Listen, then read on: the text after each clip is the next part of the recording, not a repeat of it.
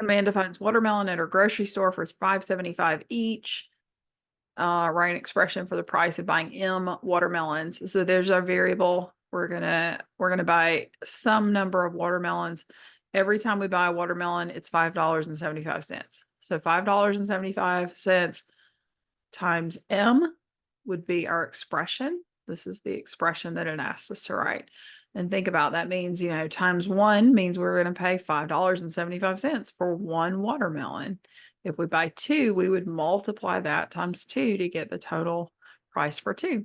But yeah, just 575 M. No, you wouldn't put the little times symbol in between.